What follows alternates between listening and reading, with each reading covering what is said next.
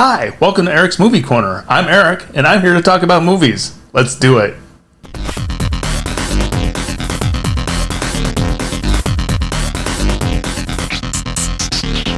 Today, I am going to be talking about the movie brand new in theaters in September of 2021 called Malignant. I went and saw this over the weekend, and I waited a couple days to record this. I was originally planning on recording this as soon as I got back from the theater.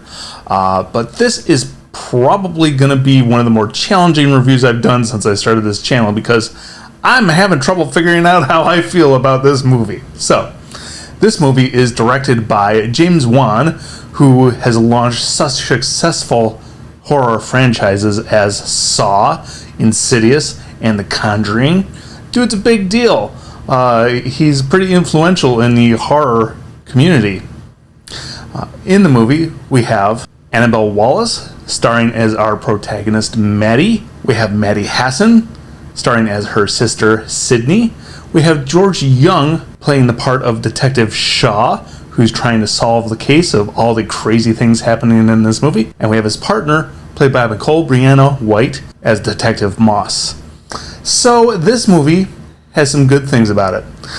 I thought some of the acting was borderline, but the people I just named were fine. There were some other people in the movie who were like, maybe. Of course, James Wan knows what he's doing as far as directing a horror movie goes. And there's some actually pretty awesome visual effects going on in this movie, which I appreciated. So, the reason I am having so much trouble with this movie is because for the first 3/4 of the movie, I was sitting there going, this is so dumb. None of this makes any sense at all. What's going on? What? This is silly. What's happening? I don't even know what's happening. This doesn't make any sense. And then, partway through the third act, things go completely bonkers. Like crazy. And there's a reveal in the third act that when it happens, I was just like, yes, I am in, let's go. And from that point on, even though it was completely ridiculous, I was having an absolute blast. So, I can't say I didn't have fun at this movie because I really did, but I am really hesitant to recommend it to people because it's really going to be hit and miss depending on who's watching the movie. You could have a blast with it, you could hate it with the power of 1,000 burning suns. It's really going to depend on who you are. I really enjoyed some of the actors in this movie, particularly Nicole Brianna White. She was giving off a vibe like a slightly less over-the-top Wanda Sykes. She delivered some of the best comic relief in the movie. One line in particular just made me laugh literally out loud in the middle of the movie theater. I couldn't help myself because I thought it was so funny. This movie was made with skill. The plot has some issues, and I'm going to talk about them in the spoiler section. I'm warning you right now, if you think you might ever watch this movie, do not follow me into the spoiler section. I will ruin it for you. I'm not kidding. The twist is what makes this movie enjoyable. So, I'm probably going to watch it again at some point to see if I can enjoy it, enjoy everything before the twist, already knowing what the twist is. Just out of morbid curiosity, I'm also hoping once this gets released on disc or on Apple TV or whatever, that there's some commentary on this, because I really would love to know what James Wan was thinking, because I have no idea. This movie is wacky.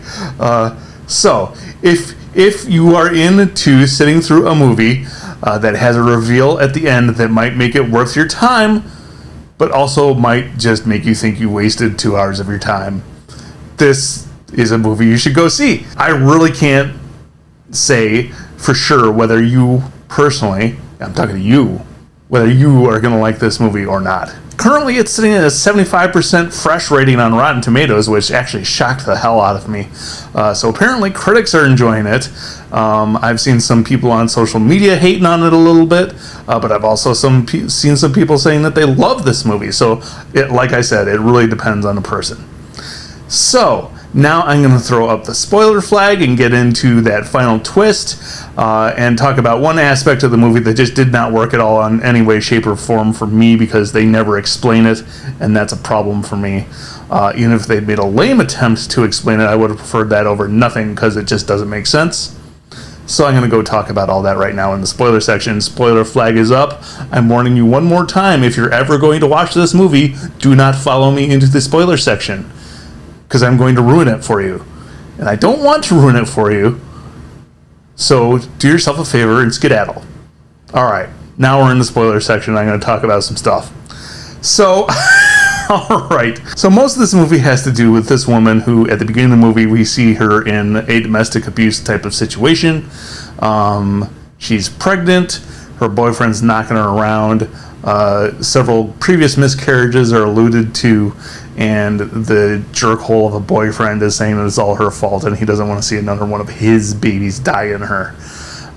So I don't think anybody's really disappointed when shortly thereafter he gets dispatched by some entity, which we are pretty much led to believe is supernatural in origin. And that's really the big thing about this movie, that there's for most of the movie you're thinking this is some kind of ghost or demon or something that's doing all this. Alright, as the movie goes on, people start getting murdered, and our main character, Madison, is suspected. Although nobody can prove she did it, she's certainly connected with the people who are getting killed.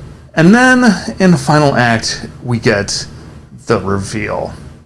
And the reveal comes with some awesome visual effects. But basically, what they tell you is that Madison had... Basically, she had a twin that... when she was in the womb, the fetus partially absorbed into her. Now, this is not actually possible. In fact, it's already made it into the trivia page on IMDb. It can't happen with fraternal twins. And Gabriel is the name of this other entity that we come to know. It can only happen with identical twins. But still, the reveal you get is that when she was a child in this... research hospital. She had basically this weird looking half a person hanging out of her back. Like there was a face on the back of her head and these weird stunted arms that would wave it around, and had a face and a voice and everything, of this twin that the fetus had been partially absorbed into her, but somehow still had a mind of its own and independent thoughts and desires. So the reveal of this is really cool, and this is what I got into the movie. However, there is one huge issue with this movie I have, and if they explained it, I missed it. So don't be too mean to me in the comments if I missed this completely. However, throughout the whole movie, including the beginning pre-credits scene, this entity of Gabriel, the absorbed twin, has the ability to affect electricity. He can communicate through radio signals, and he makes light bulbs blow up all over the place. How? How can Gabriel influence electricity? This makes absolutely no sense. They make no attempt to explain it whatsoever. It certainly has nothing to do with being an absorbed twin. So that whole aspect of the movie is really misleading and I think unearned. And that's probably my biggest problem with this movie right here, is because throughout the whole movie, light bulbs are exploding under the influence of this Gabriel entity. And when we find out who Gabriel is or what he is, there's no reason he should be able to do that. It makes no sense. And I find things that make that much nonsense to be a little upsetting as somebody who sat through the movie. So there's that. So with that out of the way, I will say that some of the visual effects they have once it's revealed who Gabriel is.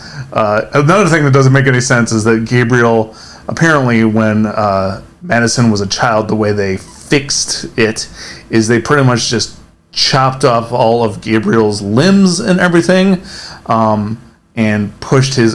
they were connected by the brain, so they couldn't really chop his brain off without damaging Madison, effectively giving her a partial lobotomy.